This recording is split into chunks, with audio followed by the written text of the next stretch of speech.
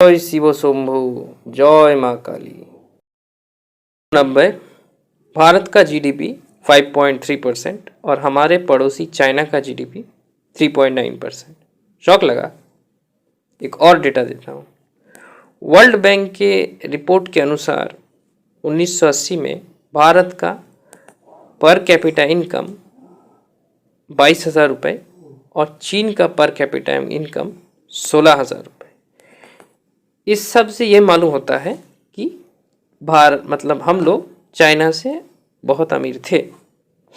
लेकिन 1990 के बाद चीन ने ऐसा क्या किया कि वो आज दुनिया की दूसरी सबसे बड़ी अर्थव्यवस्था है और एक महाशक्ति भी है।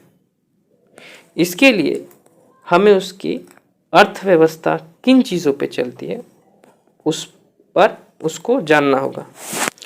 चीन की अर्थव्यवस्था मुख्यतः public sector enterprises, state owned enterprises, mixed owner enterprises, large domestic, private sector, foreign investment पे टिका है। इसमें चाइना का सेमीकंडक्टर इंडस्ट्री 30% कंट्रीब्यूट करता है उसके जीडीपी में।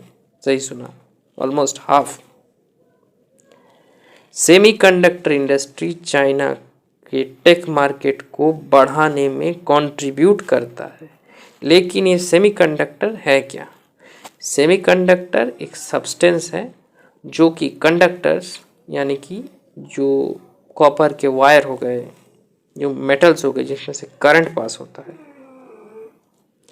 और इंसुलेटर्स जैसे कि प्लास्टिक जिसमें से करंट पास नहीं होते, उसके बीच का एक सब्सटेंस है। मतलब सीधी भाषा में जिन चीज़ों से हमारे इलेक्ट्रॉनिक आइटम्स बनते हैं उनको ही सेमीकंडक्टर्स कहते हैं। वो आइंस्टाइन की फोटो इलेक्ट्रिक इफेक्ट के ऊपर चलते हैं।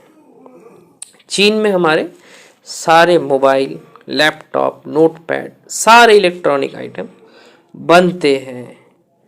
पूरे सेमीकंडक्टर इंडस्ट्री पर चीन का कब्जा है। चाइना दुनिया की सबसे बड़ी मैन्युफैक्चरिंग हब है जिसमें 36% दुनिया की इलेक्ट्रॉनिक आइटम्स जैसे कि मोबाइल फ़ोन, लैपटॉप, ये सब बनते हैं। इसी वजह से चाइना का कब्जा है पूरे वर्ल्ड सेमीकंडक्टर मार्केट पे, जिसमें wired communication, consumer electronics, industrial electronics, automotive electronics, wireless computing, data storage, AI, military, weapon system, space tech, ये सब है। मतलब जितने भी इलेक्ट्रॉनिक आइटम्स आप यूज़ करते हैं सब चाइना में बनता है, सब चाइना बनाता है।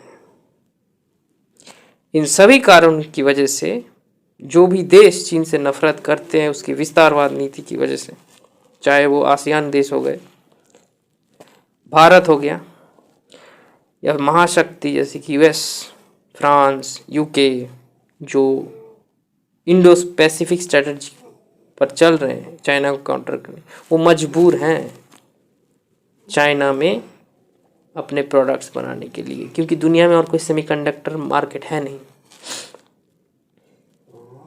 ये जितने भी ब्रांडेड चीज़ आप यूज़ करते हो ना, ये सब मेड इन चाइना है। उसमें ठप्पा तो ब्रांड का रहेगा लेकिन है वो चाइनीज़।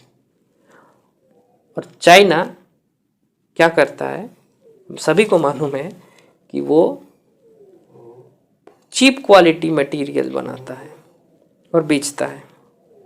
इसलिए चाइनीज़ प्रोडक्ट्स के कोई गारंटी नहीं होता, इसलिए ब्रांडेड चीज़ें भी खराब होती हैं क्योंकि वो मेड इन चाइना है। उसी पैसे से चीन हथियार बनाता है और भारत सहित बाकी देशों को धमकाता है। वो साइकोलॉजिकल गेम खेलता है। लेकिन रुकिए, इतना भी आसान नहीं, क्योंकि पिक्चर अभी बाकी है मेरे दोस्त। भारत के आदरणीय प्रधानमंत्री श्री नरेंद्र मोदी जी ने चीन को उसी की खेल में हराएंगे। भारत ने हाल ही में इजराइल के साथ $8 बिलियन की डील साइन की हुई है सेमीकंडक्टर प्लांट लगाने का। और सबसे खुशी की बात ये भी है कि भारत की सबसे बड़ी कंपनी टाटा ग्रुप वो भी इसमें इन्वेस्ट करेंगी। Semiconductor manufacturing plants, chip assembly and testing, monitoring and packaging plants भी लगेंगे और सेमीकंडक्टर का कोर्स को ऐड किया जाएगा इंजीनियरिंग सिलेबस में। तो इस वजह से जो हमारी हार्डवेयर इंडस्ट्री जो पीछे जाए है एकदम, इंडिया नहीं बना सकता हार्डवेयर, विदेशी कंपनियों का इसीलिए एक मोनोपोली दिखता है यहाँ पे, वो ख़त्म हो जाएगा।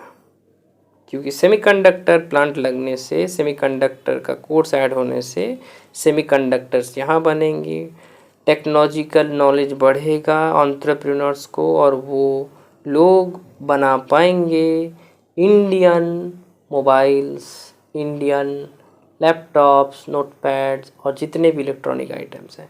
इंडियन ब्रांड्स विल राइज इस डील के बाद। फिर जो होगा कि जो कंपनी चाइना को छोड़ना चाहती हैं कोविड के बाद से, वो पहली फुर्सत में चाइना से निकल के भारत में आके इन्वेस्ट करेंगी। इससे एफडीआई आएगा, प्रोडक्शन बढ़ेगा, एम्प्लॉयमेंट भी बढ़ेगा और भारत का जो सपना है $5 ट्रिलियन इकोनॉमी बनने का, वो बहुत जल्दी पूरा हो जाएगा इससे। क्योंकि हमने देखा है कि यही सेमीकंडक्टर मार्केट 30% कंट्रीब्यूट करता है चाइना की जीडीपी में। चाइना का कब्जा है सेमीकंडक्टर मार्केट। तो जब ये चीज़ सक्सेसफुल होगी तब वो 30% भारत के जीडीपी में ऐड होगा और भारत बनेगा दुनिया की दूसरी सबसे बड़ी अर्थव्यवस्था और semiconductor king, semiconductor manufacturing power. Bharat बनेगा दुनिया का लार्जेस्ट मैन्युफैक्चरिंग हब और चीन की अर्थव्यवस्था एकदम बर्बाद हो जाएगी। वंदे मातरम।